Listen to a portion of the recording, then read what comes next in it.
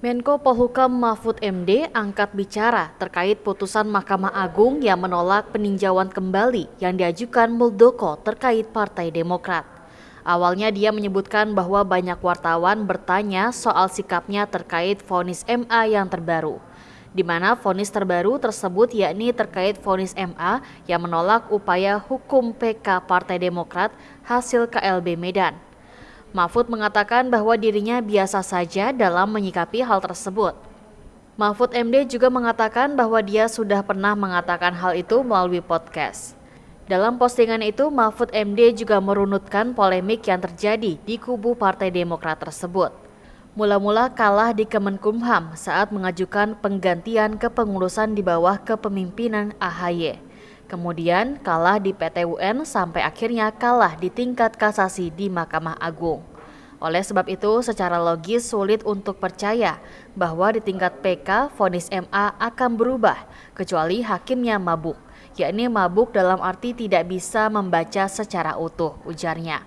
Benar juga, akhirnya hakim memutuskan secara sangat sesuai dengan logika hukum yang wajar.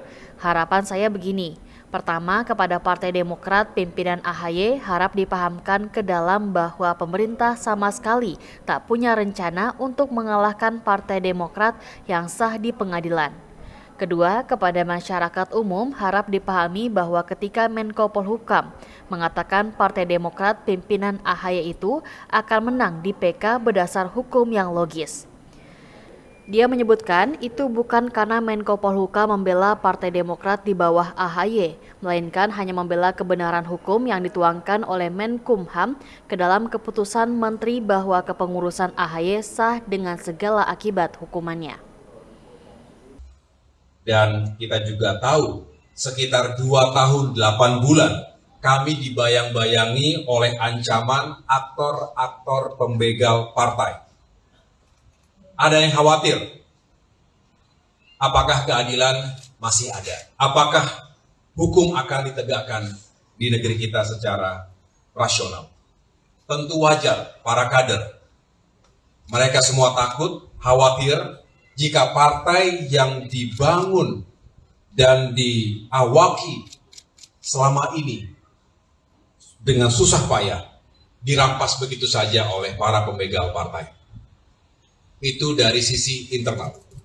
Secara eksternal, PK KSP Muldoko juga menciptakan keraguan kepada cukup banyak kalangan masyarakat kita yang berharap agar Partai Demokrat bisa berlayar dalam koalisi yang tengah kami bangun saat ini. Hari ini keraguan itu sirna. Alhamdulillah, puji syukur kepada Tuhan Yang Maha Kuasa, Allah Subhanahu wa Ta'ala, yang telah melindungi kami dari segala gangguan dan ancaman terhadap kedaulatan Partai Demokrat. Untuk itu, pertama-tama izinkan kami menyampaikan terima kasih kepada para penegak hukum, utamanya para hakim yang mulia di Mahkamah Agung, serta seluruh jajaran hakim yang mulia di semua tingkatan pengadilan yang selama ini menyidangkan gugatan KSP Muldoko. Terima kasih telah membuat keputusan